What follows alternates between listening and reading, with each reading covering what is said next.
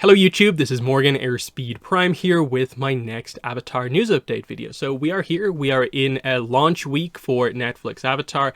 Obviously it's coming out on Thursday, we're here on Monday, but really with the way the kind of timing works, it's 2.5 days more so than like 3 days to go. So and not really that far away at all. But we have got some promo material that I'll just go through relatively quickly. So IGN posted a clip for today that I think is what was meant to be the big thing for today. The accounts posted another video but then took it down because obviously it wasn't meant to go up today, and I'll cover that one in a second also. Plus there's been another little bit of marketing material also, so we'll go over all that. Edit. Also, there is another promo that went up as I was editing, so I'll cover that edited in as well.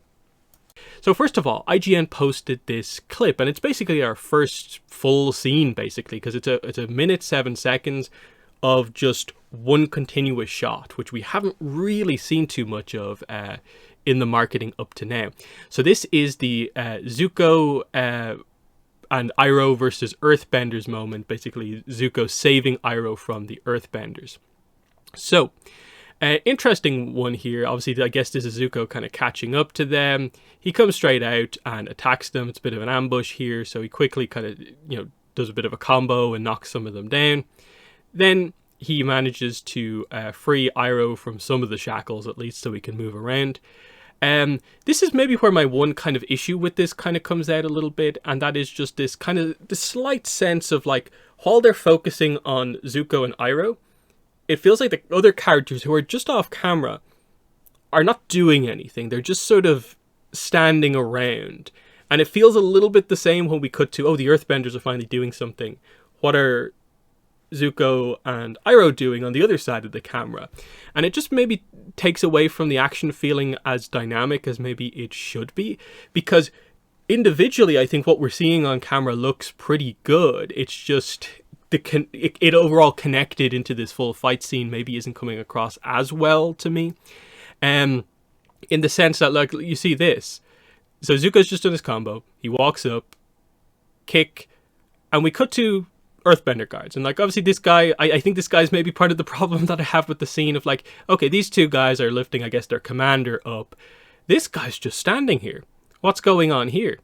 Like, we cut back to Zuko and he's still standing there, and then Zuko has the time to do a running leap over this thing, crazy fire attack, and he's still just standing there. And the best he's moved is like this. And at least these guys have tried to get this guy to his feet, and he's just about to get up right as this guy goes down. And that just feels a little bit like, it's a bit of over-analysis, but just something I think I clearly noticed on screen watching this clip. So yeah. And then, finally, these guys are ready to go. We kind of square up, and it's like, okay, finally, no one's really taking each other by surprise. We're going to have this fight. The two other Earthbender guys get up, and they do the kind of standard boulder out of the ground, punch it forward. But they do it all with their hands, interestingly. So I don't know if they're trying to get across the idea that the more grunt Earthbenders do most of their stuff with their hands, and then it's more of a sign of a true master if they can just stamp the ground and get everything going and that sort of thing. But anyway, they do their kind of standard attacks. This is where Iroh kind of comes through, and at least you sort of get the sense that, like, off screen he was charging the kind of chain a little bit, even though we cut from this and we don't really see what happens, and he's immediately in front of Zuko. Like, we don't quite see what has happened, but he blasts through them, of course, with the chain. Then Zuko kind of counters here pretty quickly and just takes these guys out. Again, it's just a slight sense of, it's very quick. I get it's only happening over the course of a couple of seconds, but I wish there was maybe a little bit more choreography from the Earthbenders, that like they were preparing to do something else, that Zuko, he catches them in the middle of about to deliver their second attack type thing. Whereas I think as he comes through here, they do just seem to just be sort of standing there, like still holding position from the boulder they've just fired.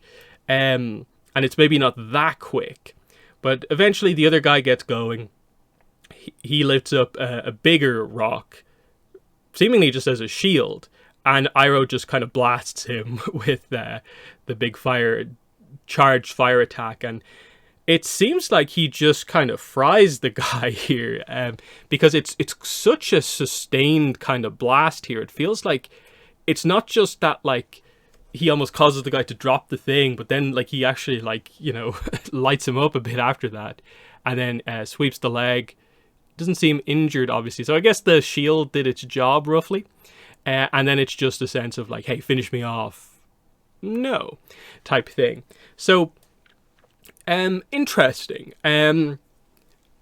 I definitely, of course, like everyone, need to see more of it, and in a way, like, I was finally getting to see the first kind of continuous action scene after this long. You know, it was always going to be maybe a little bit over-analyzed. I don't think that's a problem necessarily, because I think it will change depending on the specific scenes, because you never know, like, was this early in production that they did this before they'd maybe figured everything out? Was this one of the later fights that they did? You know, that's what we're going to have to wait and see. But, you know, bending fluidity is going to be something that we're looking out for, and I think that this seems mostly good, just apart from what's maybe just a thing you maybe notice in a lot of modern stuff is just like it could be maybe choreographed like a little bit more to be a little bit more dynamic, but it's maybe not the most significant fight scene that we're going to have in the show. And I think we've already seen from clips like Katara versus Zuko, the little bit that we see, that looks incredibly dynamic because they're both moving in the same shot at the same time while doing moves at the same time. I'm hoping this mostly just comes down to the fact that maybe these are just meant to be complete random earthbenders, but we'll move on. We got this. This is a really interesting one here. We got a Serena Williams kind of promo for Netflix Avatar. Obviously, she was a voice actress on Avatar: The Last Airbender as well as Legend of Korra. Obviously, she didn't play any like main character, but it is interesting that she got a chance to perform in both shows. She is a big Avatar fan, so very cool that she gets to do this kind of Avatar inspired kind of promo shot. There's only a tiny little bit of Avatar footage right at the end, but definitely cool that they got such a massive like sports star to do this, who's also like an Avatar fan. I think that's just it's a really cool little bit of marketing material that they had, and that definitely is going to create a bit of interest from people who maybe wouldn't otherwise have come across this. So not too much to say about it, but it's definitely a cool little thing. Then we get into this. So you'll note I actually have a quote tweet here, but what's this unavailable post? And I'm talking about Azula here, and it's clearly from Netflix Avatar. They posted something that they weren't meant to. So basically, this is a 1 minute, I think 47 clip. You can find it on Reddit. I'll link it below if you want to see the full thing. It's mostly the main cast members trying to describe their character in 10 words exactly. And then there is a clips happening on the side of the screen, and there are some new pieces of footage. I won't go through it in crazy detail, one because we weren't meant to have it, I suppose, today, but also because we're so close. I don't want to go crazy with the analysis, because I just want to see the show at this point. I only went somewhat in depth on that clip because it was the first kind of continuous footage we've seen. But yeah, during the Zuko section, it's during the Iroh section, actually, they highlight this. Interestingly, the actor said grieving father, so they definitely mentioned that. So I guess Liu Tan's going to get brought up at some point. But young Zuko, unscarred. So we are getting some Zuko backstory here. We're definitely obviously doing the bits and pieces that we expect. I wonder, are they going to bring any of Zuko alone in, so it's maybe more fleshed out? But we'll see how they go with this. Still, just cool to get this different look for Zuko than we're used to. Then we have some interesting Azula stuff. Very clear here. It is Azula bending normal fire. I still maintain I think we will see Azula develop her fire into blue fire over the course of the season. Just because, like I said, I think the actress has even mentioned blue fire at some point in interviews, and I don't think it was just referencing the original. So I think they're just saving up that moment, saving up blue fire and lightning for the show. And it's, I think, meant to kind of probably play into the idea that we typically associated from the animation, that she has normal fire when she's pretty small. But they're going with that blue fire potentially was maybe only like a newer addition as Azula was properly introduced into the story type thing. So interesting. Then this is, I think, quite interesting because we've only over the last few days got this sense of like, okay, some Fire Nation upstarts opposing the Fire Lord's rule, or what way the Fire Nation is going. How did they end up here in this position, these rebels or whatever? And you can see here, the implication here, Azula is part of this, I'm guessing. She joins up with them, and then she gets them into the palace somehow, and then she betrays them.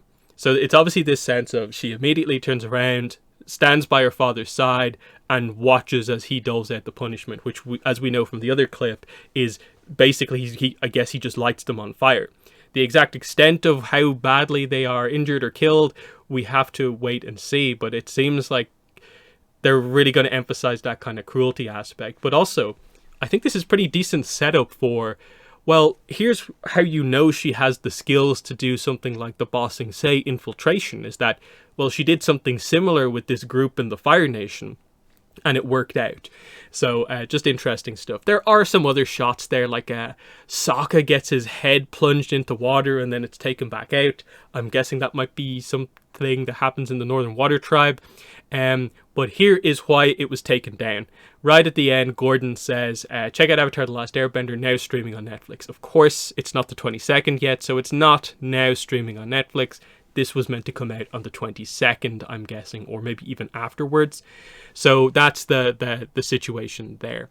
So right in the middle of editing, right as I was about to like publish the video, basically, they posted another clip highlighting 3 days to go.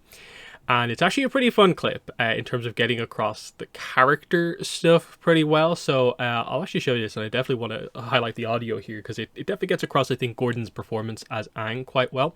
So visually, we'll just quickly kind of go through it. So it's highlighting, of course, have you seen Appa? My Sky Bison, there's a lot of confusion here. Repeating it doesn't help. I don't know what an Appa is. Appa then, of course, flies in and freaks everyone out. And Aang's just like, yep. This is it. So I'll start here, I guess, and we'll just kind of listen to this a little bit. Sky Bison. Sky Bison. Repeating it doesn't help. So I like that. That's definitely fun. I know the Avatarist and Antoine were mentioning that on the stream I was on with them, that this was a particularly fun scene there of like, Aang knows what it is. They don't have a clue because they haven't seen one of these things ever before. So that's definitely a nice one. So there we get the arrival, and then, yeah. Sky Bison. So I think that's pretty good. Like the performance there, I think, is pretty nice. That's a nice kind of debut scene, sort of. So... you know, it'll be interesting to see how this kind of all plays out, because obviously in the original there was a little kind of like plot point of like, it took ages for them to realize, like especially Sokka, to realize that, oh, he was telling the truth when it's like flying bison type thing.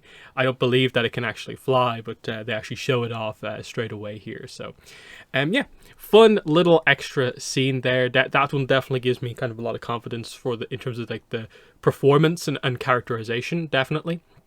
So yeah, that's pretty much it.